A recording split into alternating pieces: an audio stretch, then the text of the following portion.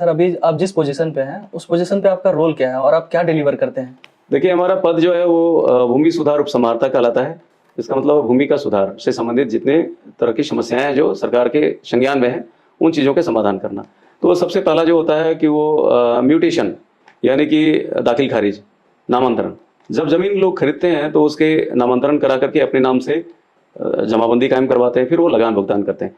तो यदि अंचल कार्यालय के द्वारा किन्हीं कारणों से उसे रिजेक्ट कर दिया जाता है, तो वैसे मामले हमारे पास में आते हैं, जिनको मुझे उनके दस्तावेजों को देख करके या अंचल अधिकारी के रिजेक्शन का कारणों को देख करके मुझे समाधान करना होता है। ठीक उसी प्रकार से कभी कभी गलती की वजह से दोहरी जमाबंदी कायम हो जाती है। चाहे पहले से ही अगर दोहरी जमाबंदी चली आ रही है किसी की गलती की वजह से, तो उन चीज़ों की देख करके जो हमारे जुरिस्डिक्शन के भीतर में है उनका हम लोग समाधान करते हैं। जो 45 वर्ष से कम का हो, जिसमें दोहरी जमाबंदी हो गई है और हाल की जमाबंदी है और लगता है कि किसी की जमाबंदी गलत कायम हो गई है, तो उनका हम लोग बिल ओपन करने का अनुशंसा करते हैं, ये काज करते हैं।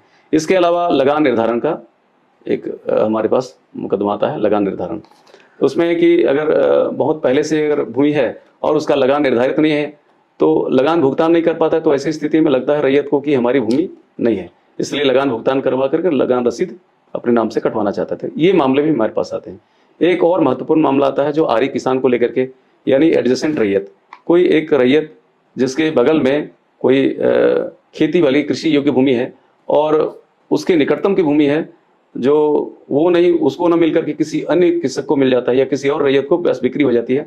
तो ऐसी स्थिति में वो दावा करते हैं 10% की अधिकतम राशि जमा करके सरकारी ट्रेजरी में जमा करके, और वो हमारे यहाँ एक मुकदमा दायर करते हैं जिसे लैंड सीलिंग या भू हदबंदी का वाद कहते हैं, और इसका समाधान भी हमारे यहाँ न्यायालय में।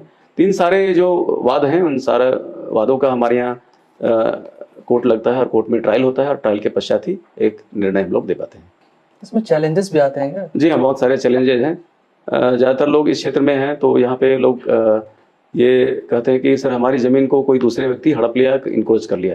तो चूंकि ये मामला अनुमंडल दंडाधिकारी के अधीन का है, वो 144, 145, 146, 147 उसके तहत में ये उस पर ट्रायल करते हैं और उसका समाधान करते हैं। तो वैसे लोगों को हम लोग इनको सलाह देते हैं कि वो अनुमंडल दंडाधिकारी के पास में इसका वाद लेकर के जाएं। तो ये सब चैलेंज आते रहते हैं।